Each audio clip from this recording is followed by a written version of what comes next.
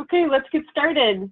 For our last and final presentation of our Stroud riparian buffer training, we have Matt Ehrhart, the Director of Watershed Restoration at Stroud Water Research Center. I've introduced Matt previously, so I won't go over that again, but all in all, Matt is going to give us a nice kind of like bring it all together moment here with watershed restoration science with strategic approaches. So take it away, Matt. Okay, thanks, Lydia, and thanks again for coordinating all this. And we really look forward to maybe doing some more of this up there in person in the future. I would definitely acknowledge that this is the piece of the discussion that I'm perhaps the most disappointed to do online, because I think some of the context that I'm going to talk about, I really think the Upper Susquehanna Coalition does and approaches much better than a lot of other groups I've had the opportunity to work with. And I think this is, thinking about how stream restoration and buffers and everything fit together in an approach is really the big picture discussion. And I'm always a little uncomfortable going through this kind of a PowerPoint, and I admit I change it every time, and I'm often monkeying with it right up till I give it. And I think that's in part because I'm raising questions perhaps more than I have answers. And I really respect the work that's going on up there in northern Pennsylvania and New York. I've had the privilege of knowing Mike Lovegreen for a long time, and hope I've learned some things from him, both about the technical work and about how to go about it with people. So I'm really looking forward to this being the start of a discussion that we can continue. And just because I think we're on the cusp of learning how to do this better all the time, and we should try to do that. So when we think about this, about restoration and watershed restoration, a lot of times we look at it too prescriptively, like we build buffers or we do ag BMPs, because that's what we do, and we don't step back and really think about those goals and how to achieve them in the bigger picture. And I know that's there's some very real drivers for that. We're often working with one parcel, one reach of stream, one landowner at a time, so we're a little constrained. But it's good to have that in a bigger context to the degree we can. And even perhaps when we do step back and try to think about that, we find ourselves constrained a bit by Chesapeake Bay goals, TMDL goals, the models we use. And there's a host of things that might be encompassed in our goals. When we start to get to things like flooding and removal of impaired status for streams, or perhaps, wild trout restoration, then we start to get to some of the things that we have to look at a bigger picture, or we can't have success. Sometimes I think it's far too easy to run a model and get a number for nitrogen or sediment reductions and check the box with that. We think about things like flooding and having to be aware of how water moves through the whole system, and it points out some of the limitations we have and how to go about that, but it also points out some of the opportunity that as we increase infiltration, we don't just bring down flooding and really high hydrology that's difficult physically on channels, but we see increases in base flow, which can have really significant ecological impacts. We've tried to look at watershed restoration. When I say we, this is really driven by the science team at Stroud.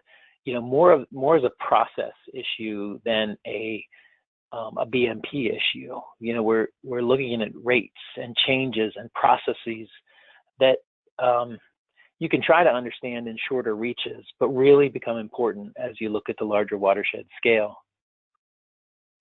And in part that's driven by the way I think scientists look at watersheds, but in part it's sort of recognizing that an awful lot of the work that's been done has not been as successful as we'd like. We have certainly a history of structural failure sometimes, all too often, and I think the better practitioners learn from that and do better. I will say there are a lot of people who still do it the same way in spite of the fact that we see failures, and we're learning more and more that some of the approaches that we've used are not having the ecological outcomes that we anticipated or hoped.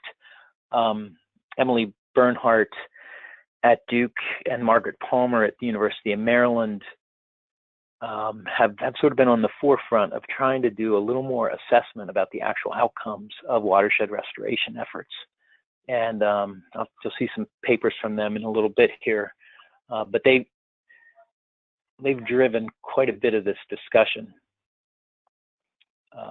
And I think there's some natural tendencies when you look at a fairly, like one property or a fairly short length of stream and you're thinking about what to do, you naturally gravitate towards the channel and the riparian zone.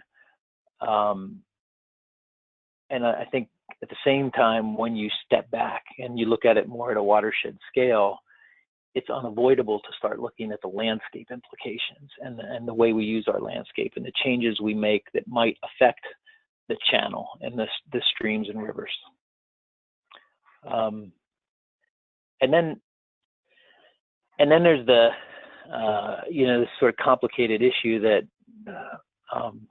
we don't define restoration very well all the time, or maybe the problem is that we all have different definitions of restoration. What does natural mean? We probably won't go back to a pre-Columbian sort of landscape, and I think there's good arguments made that even pre-Columbian, the Native Americans cultures had a fairly significant impact on the landscape. So what's the target, and sort of understanding both where we are and where we want to go and why is really important to the discussion. And I'm reminded this by a number of peers fairly frequently that these streams are dynamic systems. They're not static in place and time and hydrology or function, and this almost makes this discussion, maybe we'd be better off titling it, streams and rivers are really inconvenient because they don't stay in one place. They don't stay where we put them. They're constantly responding to changes in the landscape, changes in climate, storm events in a way that's inconvenient because we have infrastructure in place, we have bridges, we have culverts, roads. Even if it's a farm field, if it's your cornfield and natural process is pushing a stream into your cornfield, that's not something you're happy about. So it's really important, I think, for us to think about that in how we approach restoration. And like I said, I'm not going to give you some silver bullet or magic answers because I think we're still really struggling with this in some ways on the science side and certainly on the cultural side. So one interesting example, not to say right or wrong, but the state of Vermont, largely in the aftermath of Hurricanes Lee and Irene, where they just had devastated infrastructure. They were looking at the outcomes of those storm events. They were looking at the expense of infrastructure replacement, after smaller but still locally severe storms. And they put forward this approach of river corridor planning. And there's a guide out there. Some of you may have seen it and be familiar. It's worth a look. I think it's an approach that makes a lot of sense in a lot of ways, but it's not without difficulty and flaws. There are landowner rights issues that have arisen about managing river corridors this way and limiting use of the riparian and the floodplain zones. And it creates a really interesting dynamic. Some of the folks who are most opposed to limits on what they can do in that floodplain area are also some of the first ones to look to the state for help when infrastructure gets blasted out by severe storm events. So the management of these systems is always going to be a little complex. So I want to take a look at a couple of different watersheds just as examples and points of discussion to sort of think about this bigger conversation. This is Saglock Run. This is my little piece of the world. It's 8 square kilometers. That's about maybe 2,200 acres. This is a stream that's headwater stream, freestone, probably a bit more slope than is typical of South Central Pennsylvania. And you can see that there's quite a bit of forest. Between forest and pasture hay, it's about 90% of the watershed.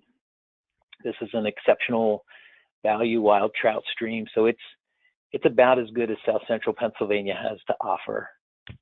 And it looks pretty good now.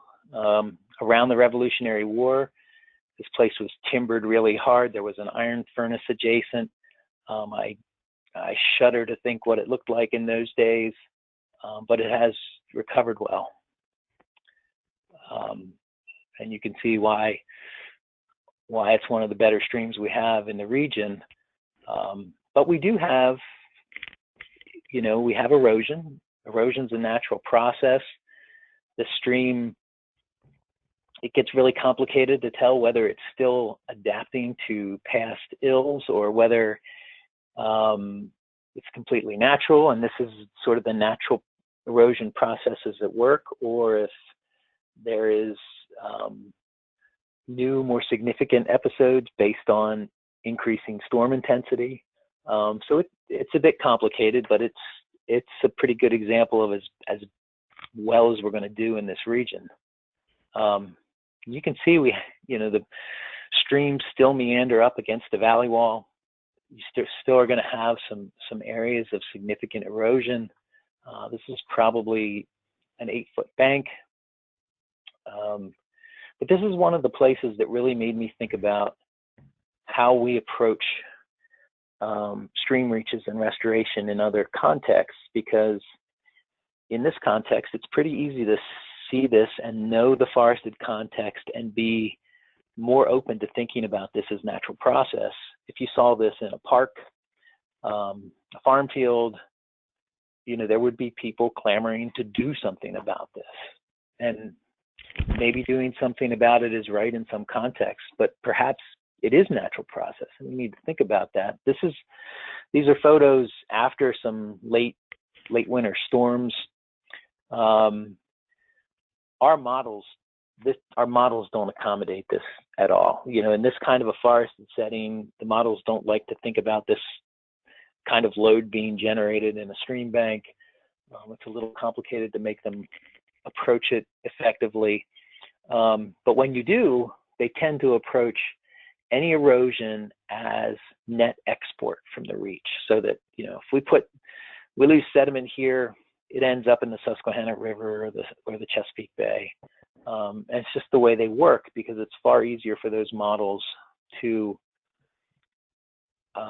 estimate sediment that's mobilized than it is for them to estimate the fate or deposition of that sediment.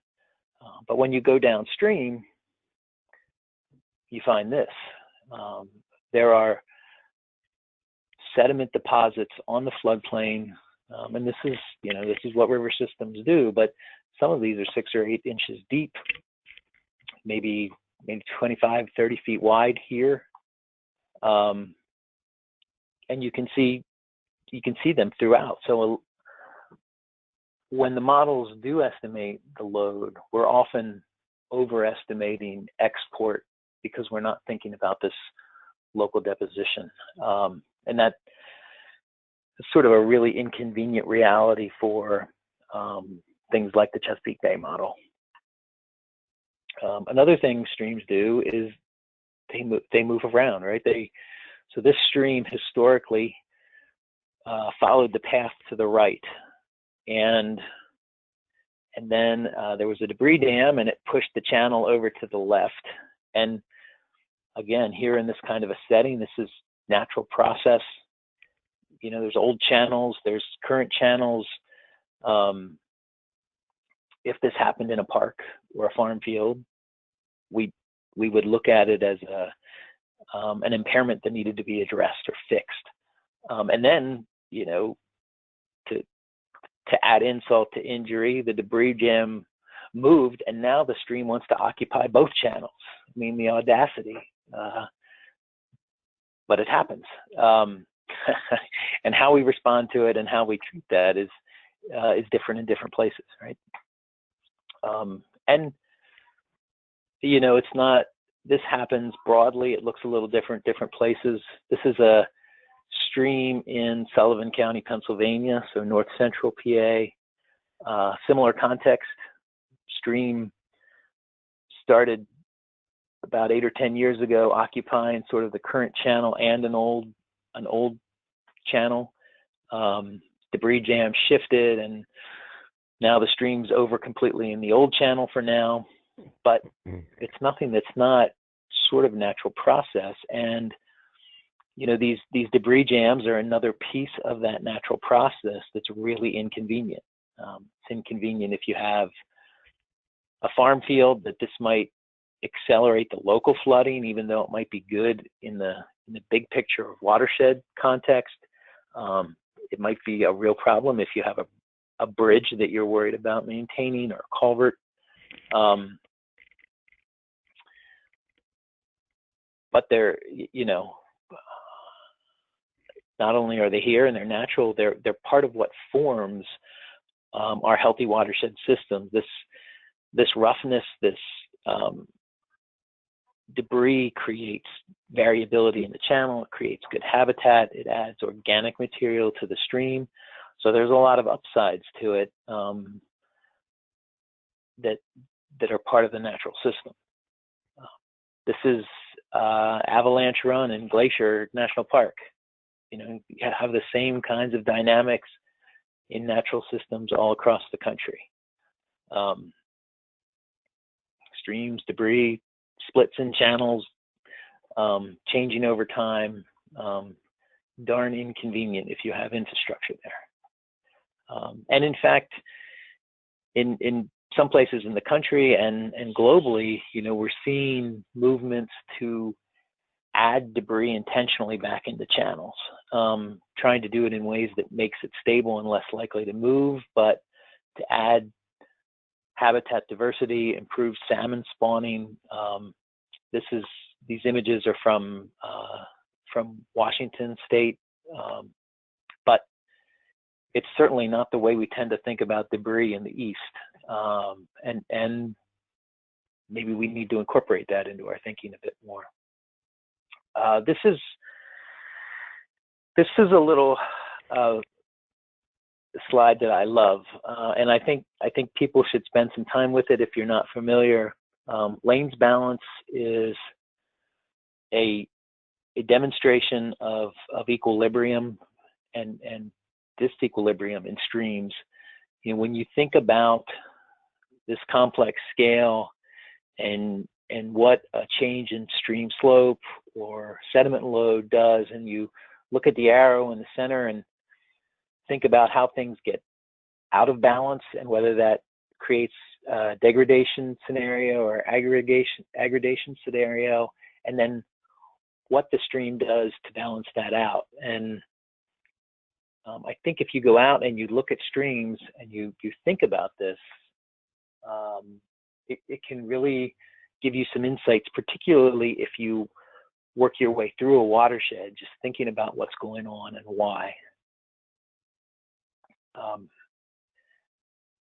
So moving to another stream that is, this is White Clay Creek. So this is the stream that Stroud Water Research Center is on, located on. You can see that this is much more typical of South Central Pennsylvania, Southeastern Pennsylvania. A little less than 20% forest, a lot of pasture and hay. We don't have the kind of really heavy livestock loads that a stream like, or that Lancaster County might see, or Northern Chester County.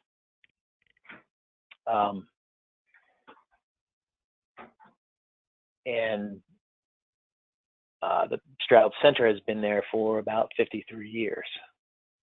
So this is an aerial view of the reach of stream immediately downstream of the center.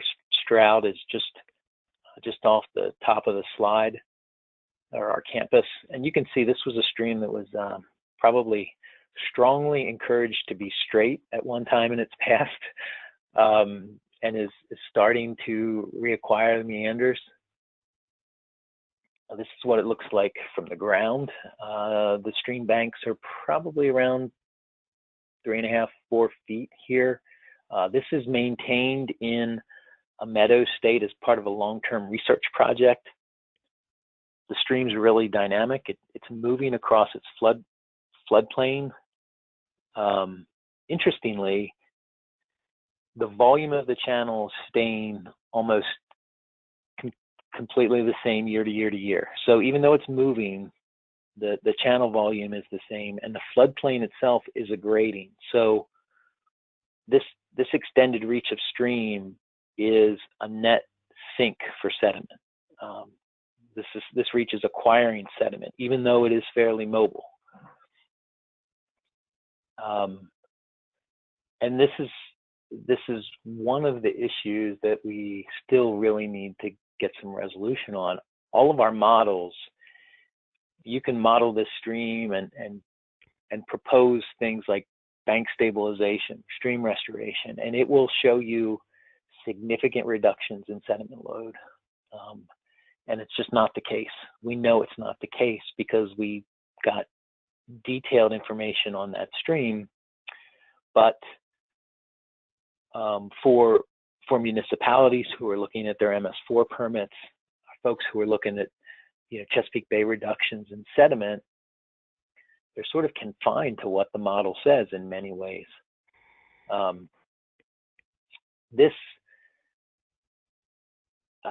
guess to speak to this a little more, this is a different reach of stream. This is a LIDAR differencing model. So basically, they're looking at LIDAR information. I think this is across an 8-year span, looking at areas of the stream that are grading, areas of the landscape that are grading or degrading, basically.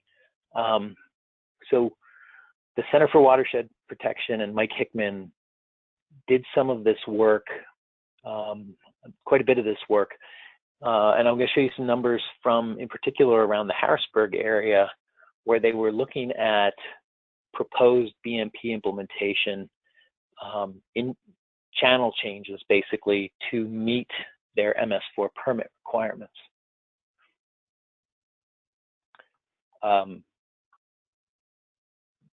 Sorry, I'm looking at the chat box and getting distracted. So what they did is they took these 5 different locations that had been proposed for MS4 improvements.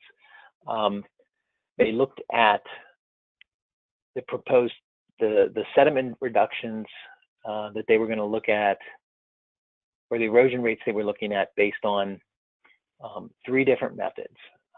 The default method that the state uses, the banks method, and then this the LIDAR DEM elevation differencing model that they've been working with. And so first of all, even between the 2 methods that people are typically using, you can see the disparities in volume that are occurring. which speaks just to the uncertainty that we have.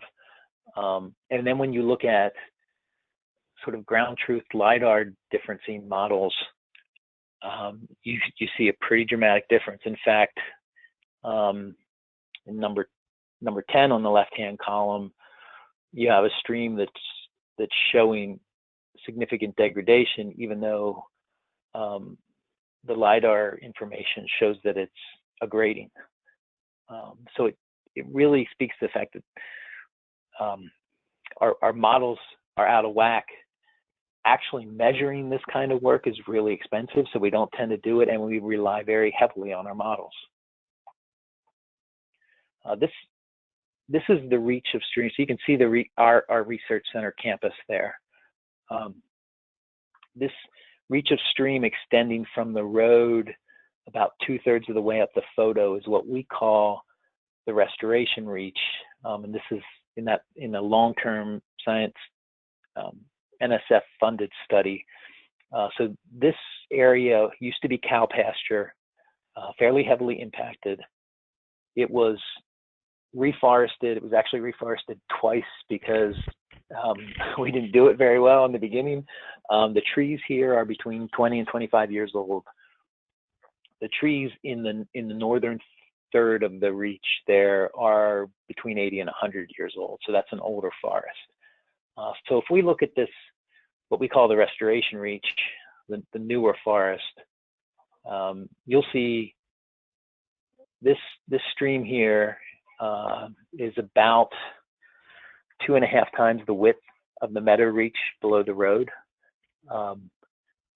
And this is, the forest is obviously not mature here yet, but it's already starting to recruit some large woody material, starting to show much more habitat diversity, deeper pools, riffles, runs,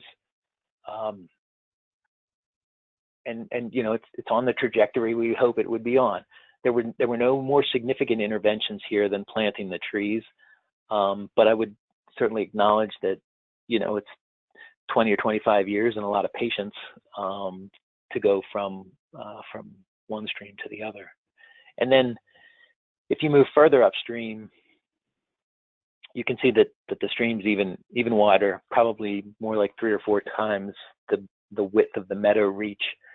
The meadow reach has more water. The stream's gaining from springs the whole way down. So, the reach of the stream with the most width actually has the least water in it. And as we think about what's going on there, the image on the left side of the photo is sort of the typical hydraulics adjustment process that we talk about in terms of having an impact, seeing that head cutting, having bank failures, and eventually sort of recreating a new floodplain terraced down a little bit in response to the change. And that, I wouldn't say that's incorrect, but I would say that it's incomplete, because we don't tend to think about the influence of different soils, the impact of historic colluvial soils that might have migrated downslope based on poor ag practices or forestry practices. We don't think about dams too much in this model and the backup of sediment behind the dams.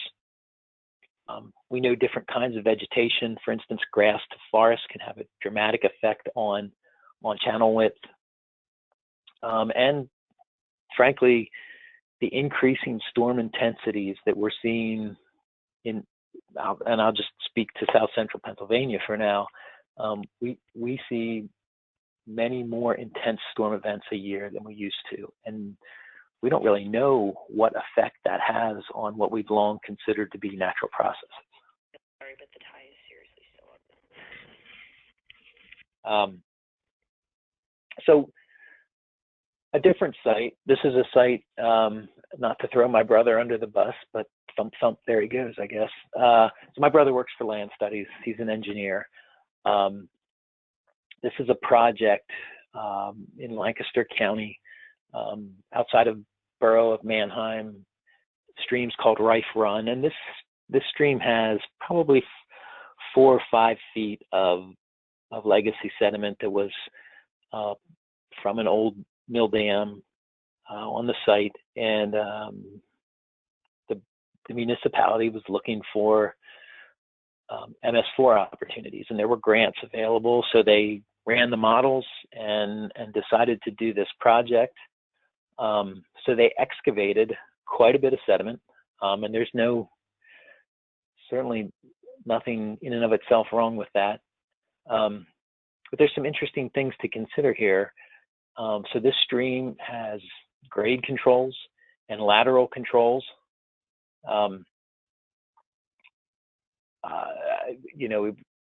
It was designed to function in this context. It certainly has greater area for high flows to pass down through this sort of incised floodplain, but it is no longer dynamic. It is tied into this alignment, and that if this was done well, they may get away with it for quite a while, or maybe they won't. And it has it's very limited ability to respond to changes in the watershed upstream from this point. I will say, it's recovering well.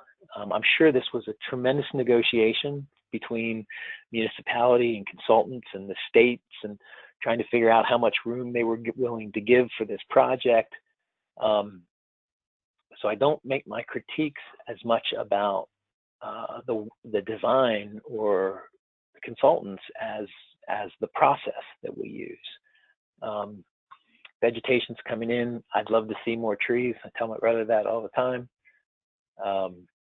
But it's aesthetically attractive, and at this point it's fairly functional. But it is indicative of the kind of decisions that get made because of our process. There's some interesting research out there sort of on the social science side, looking at what it means that so much of the decision making is driven by private engineering outfits. So much of the restoration decision making is driven by a large private sector engineering presence, and it's not not sort of good or bad. It's just sort of recognizing that when you introduce normal market forces into this, people are going to follow the market paths of their own economic best interest, and it's going to drive the process in a certain way. Certainly the companies that are involved, they are trying to do the best they can within being asked to address a specific reach and a specific context, but it's in their own best interest to want to do more of that and to keep that sector of their business going. And there's some unavoidable sort of social and policy trajectories that are established there, in spite of the science in some ways, which is kind of interesting, because we have this growing body of work that says the approaches we've taken are not yielding the ecological goals that we want. And in many cases, they're not even addressing the hydrologic goals that we had hoped. And I think that's a question for us to wrestle with. I think it's one of the interesting things about the work the USC does, frankly, that you've got a team working on these issues, coming at it from a perspective that may have a different set of drivers than having it be done mostly by engineering firms. And it's part of, I think, the discussion that can be really interesting here. We've gone after some of the same kind of work. This is White Clay Creek downstream of the Stroud Center. We do have legacy sediment in that area resulting from old dams and colluvial movement of the soil. And we decided to reestablish some wetlands that historically had been there along the creek, but we wanted to not remove the dynamic nature of the channel. So we decided not to create those sort of controls on the channel, what either grade or lateral movement, recognizing that maybe over time this thing moves into the new wetland. And this wetland fills up from the downstream end. And as the floodwaters recede, it leaves a pool in the wetland area. This is much less expensive than doing the channel work with it, probably 10 or 15% of the cost. And we'll see how it functions over time, and how leaving that stream be mobile and dynamic works out. But it's a little hard to see the construction just because of we should have more drone photos here, I think. But this is basically what it looked like while it was under construction. And so the last example I want to show is a stream called Granby's Run. This is just across the Mason-Dixon line in Maryland, in Cecil County. This is an area, these two red reaches that you can see are reaches that Stroud has monitored in the past, and has a fair amount of data about the stream ecology. This area south of the road in the lower part of the picture was planted with trees about 15 or 18 years ago. They weren't maintained. Most of them died. So it was sort of a failed buffer project that over time sort of reverted to natural succession, and we're just sort of starting to see the development of a better forest in this area. This is a fairly typical view of the creek through this reach. The Maryland Department of Transportation, who is under, sort of requirements from the state to create improvements for the Chesapeake Bay, ran the model on here and decided that there was a significant amount of sediment that they could stop there. I'm a little baffled. This stream is very similar to White Clay Creek. But I understand why the model said what it said. So they pursued a restoration project here. This is one reach of the restoration project. You can see what it looked like before, what it looks like currently, or looked like spring of 2019. Just to give you a sense of scale, most of the trees and vegetation that had finally started to come in were removed. You can see the rock toes on the slope. Just an incredibly big and expensive project. I don't know what their modeled outcome numbers were. I would love to have them, but I twitch every time I see these images because I think about what it looked like and the amount of resources that were spent. The loss of the stream to be dynamic through this reach, and just, it's really hard for me to believe that there were severe erosion problems that were worth the money. They hauled in rock at some point because they wanted to, produce bigger, higher riffles for their design. But basically, they had about 0.8 of a mile of channel work for $5.2 million a mile. Just a phenomenal amount of money when you consider our, the limited resources we have to spend on this kind of work in an area that I think it's really hard to make the case for. Not that there aren't places where we need well-designed, hard solutions to protect infrastructure and to deal with old ills that we have on our landscape. I know we have areas where we had really high dams and have excessive sediment that's just calving like glaciers. We have a northern Pennsylvania gravel mining that really created significant impairments for reaches of stream that are still adapting, I'm sure. But I think we spend money in many cases, places where we might not need to. And this is, again, in spite of the research that's being done in Maryland about some of the concerns about the approaches and the outcomes. And so people were, basically doing what they were led to do, instructed to do, and ending up with outcomes that probably aren't what we want. Lots and lots of people starting to recognize the problem, trying to think about how do we set different expectations and standards and practices, but we're not quite there yet. I won't even attribute this photo, but I do. It just makes me laugh because when I think about photos like this, given what we know about the ecological success of most of the projects or most of the projects where they've monitored, and the degree to which we're controlling grade and lateral movement here, at some point it's basically an aesthetically attractive concrete channel, and we see a lot of it in suburban Philly, where we're spending obscene amounts of money on very short reaches of stream, and they look pretty for people, but they're not really accomplishing much based on either the hydrology or the ecology.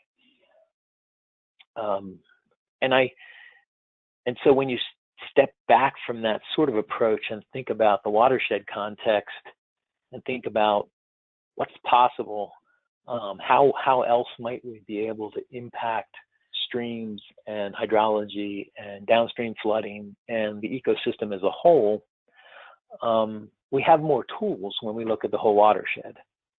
And just as one example, thinking about soil health and the growing focus on soil health, and when you think about the impact you might have by changing in a watershed like White Clay, maybe 2,000 acres of ag land and improving that, what does that do to your stream? We're starting to have a growing body of research where we look at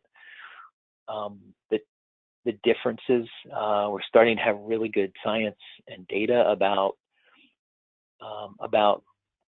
pollution and hydrology differences on these different ag practices and improved soil health. Anecdotally, we know from farms that have been focused on improving their soil health for 7, 10, 12 years or more, we see infiltration rates increase by factor of 3, sometimes as much as a factor of 4. When you think about what that means over thousands and thousands of acres, it's an incredible impact on the stream, not just that storm surge hydrology, but when you think about all that infiltration and the improved base flow of cool water through the summer into that stream and what that does for the ecosystem, we can have a tremendous impact on our streams and rivers by managing our landscape better. And I don't think it's an either or thing at all. I don't mean to say that at all. I do think that we have plenty to learn, and that we all need to keep thinking about strategically how we're approaching it, how we might do it better. Are we learning from each other? Do people have different contexts that we should be learning from? And I think there's great opportunity, and I really think the way the Upper Susquehanna Coalition is structured and functions is an incredible opportunity for learning for the rest of us, frankly, and watersheds that don't maybe have that level of coordination and collaboration that you guys seem to excel at. So then I think ultimately it comes down to how are we going to best spend the resources we have to do the most good. And I will leave it there. Happy to answer any questions. Happy really to have people think about this and maybe get back to this discussion after we've all had a chance to, you know, digest it and give it some thought. So thank you. Thanks, Matt. You've certainly given me a bunch of ideas for our next proposal. So thank you for that.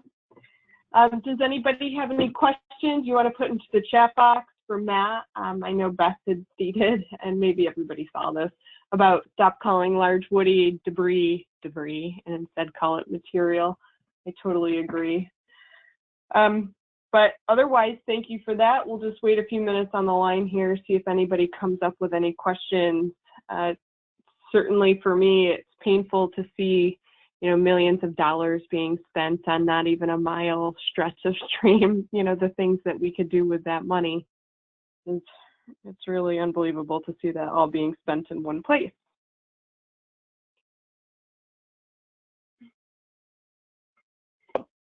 This is Matt. Somehow I made it through the presentation and my connection just dropped, so I just missed if that was question or conversation. I apologize. It was just me saying what a shame all that money was spent in one place and we weren't able to, you know, spread it out over a larger area to do some ecological restoration. You know, that's 5 point whatever million per mile you showed us. Yeah, and to be fair, that's maybe the most extreme number I've seen, but I think you know, the example up at Rife Run, that was probably close to $1 million a mile for design, permitting, installation. So there may be places where it's completely appropriate to think about that level of cost, but yeah, I don't think we're strategic enough about it yet. No. Okay, well, there's no questions coming in, Matt, so that means you did an absolutely fantastic job, and I think that really your presentation brought it all together and made us look at the, you know, broader perspective of what's happening.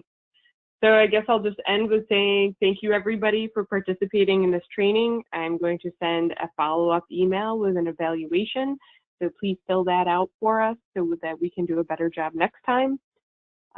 And have a great afternoon, and thanks again, Matt, David, and Lamont. Hey, thank you very much. Look forward to coming up there sometime soon. Yeah. Thanks so much, Lydia, for putting this all together. Really appreciate it. Yeah, no, I think it was good. We got some ideas for next time, and I think we can keep the conversation going for sure. Okay, bye, everyone.